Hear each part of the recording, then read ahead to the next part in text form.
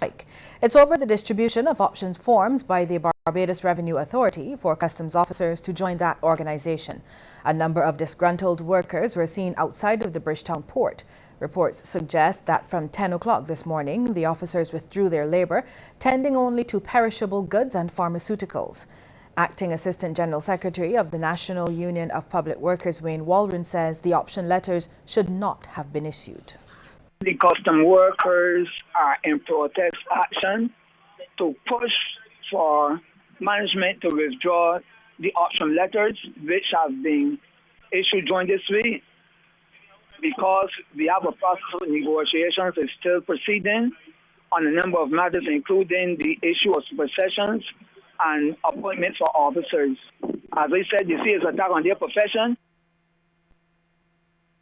General Secretary of the Unity Workers Union, Caswell Franklin, who represents some of the officers, was on hand. He has accused the government of going about the transition the wrong way and says there are some other issues to be addressed. My union is concerned that officers in the Customs Department have been acting for too long in posts where the law requires them to be appointed in less than a year. Some of them are acting 6, 7, 8, 9, 10 years. The situation was much the same at the cargo bond at the Grantley Adams International Airport. No customs officers were seen on duty. The only workers going about their tasks appeared to be those of the various cargo handling businesses. Some business people turned up in hope of getting their goods cleared. One of them, Annette Weeks, says she was totally frustrated. We were here since 10 o'clock this morning waiting on our goods, and all we getting is run around. We not seeing any custom officer to release the goods. And we don't know what's going on. We would truly like to know what's going on. It's very frustrating. It's very, very frustrating. We have our rent to pay in Swan Street. We have workers to pay. And today is Friday. This weekend is a big event. And we would like to get our goods for the event so that we can able to sell to make some money. The corporate communications specialist at the GAIA says there was no disruption to the operations at the airport, where it was business as usual. Meanwhile, there's an appeal to the Sanitation Service Authority not to dock the pay of workers involved in recent national protests. The NUPW is asking management to help avoid any further fallout. Acting Assistant General Secretary Wayne Waldron spoke about the situation after meeting with the workers yesterday.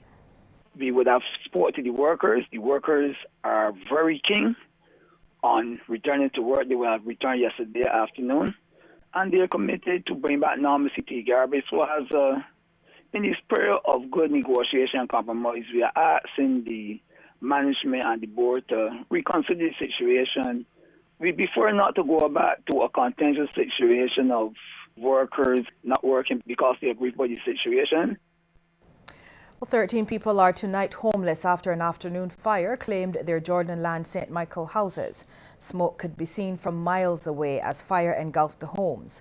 69-year-old Carlita Carthy lived alone in one of the houses, while her 2 daughters, son-in-law and 9 grandchildren rented the adjoining house. According to reports, no one was injured in the blaze. However, one child complained of pains to the chest.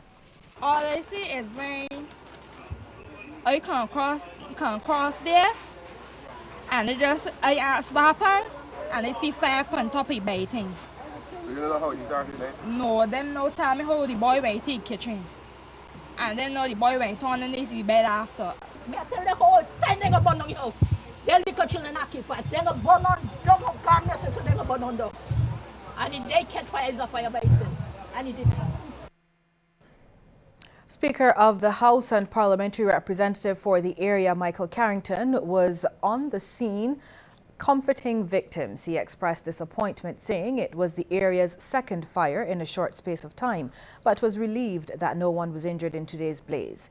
In addition, Mr. Carrington was most impressed with the outpouring of support from residents and community organizations who were quick to respond. We're looking at accommodation, at least temporarily. Fortunately, we have a couple of beds and so on at the office that we can throw in to assist in making them comfortable for the time being. The welfare department, we've contacted them. They're dispatching officer here. And urban development, they said they can look at it from Monday. They're not sure though what their stock of houses is. But the main thing is to get the family settled and look after their immediate needs. In addition to the houses damaged, nearby businesses were forced to close their doors for the day as their workers suffered from heavy smoke inhalation. Coming up after the break, efforts underway to keep uninsured vehicles off the roads.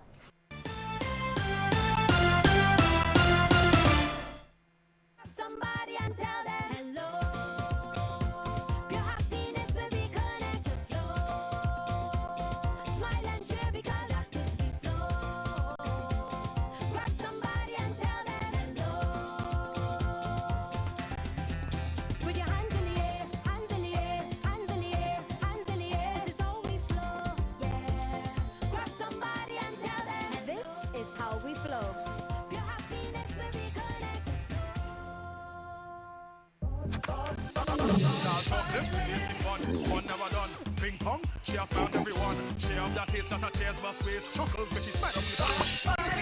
You got the fun. Charles Chocolates for real chocolate lovers. Start smiling.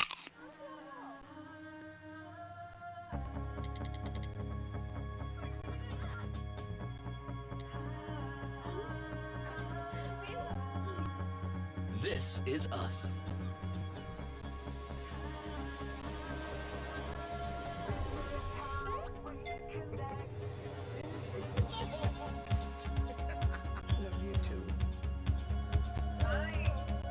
This is how we work.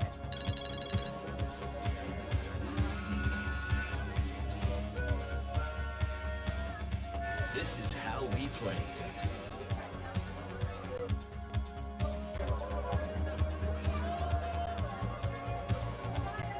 This is how we live.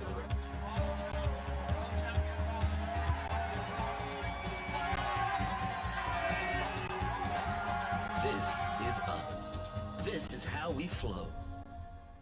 It's how we play. Don't miss any of the action in the Hero Caribbean Premier League here on CBC TV8. It's how we play, play, play. The CPL T20 is brought to you by Wabisco Limited, the Barbados Lottery, Sandals Barbados, Good Time Snacks, SMJ Beverages, agents for Turbo Energy Drink, Direct TV, Flavorite Ice Cream, and Beacon Insurance.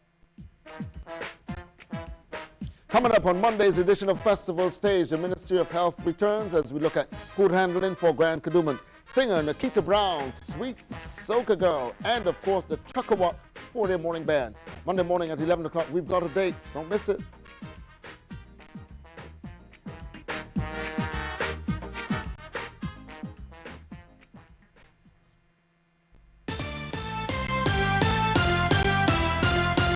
People who drive uninsured vehicles will soon be facing stiffer penalties under the Road Safety Act. This announcement came today from the Transport Minister, Michael Lashley.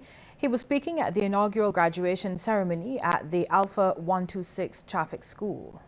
So the issue of uninsured drivers in Barbados is a very serious matter.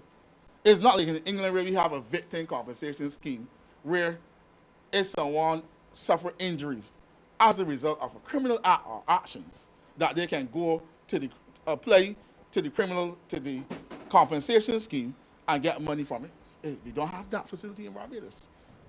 Minister Lashley says the ministry is also making amendments to clamp down on irregularities with license plates and unregistered vehicles. Are we going to use technology in Barbados where all license plates will carry a mechanism that the inspectors on the road can look at a plate and see whether this person is up to date in terms of his license, in terms of his road taxes, whether he has fully complied with the regulations on the Road Traffic Act. And that is the way we have to go. As crop over festivities kick into high gear, motorists are being encouraged to drive safely. This advice comes from Acting Superintendent of Police Ronald Stanford. He was speaking to the first group of graduates of the Alpha 126 Traffic School. I would implore you parents and you drivers during this period to observe the rules of the road. Do not drink and drive. If you have to drink and you have a vehicle, find someone to drive you home. Yes. Take public transport. A lot of taxis who would enjoy taking you where you have to go. Some local farmers are now more aware of the techniques they need to install photovoltaic panels and the benefits which the systems can have on their operations.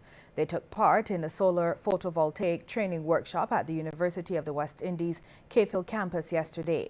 Senior Project Officer at the Caribbean Policy Development Center, Kimberly Gittins, explained the workshop was organized as a response to constant requests from farmers. The project is funded by the Global Environment Facility Small Grants Program, which is implemented by the United Nations Development Program.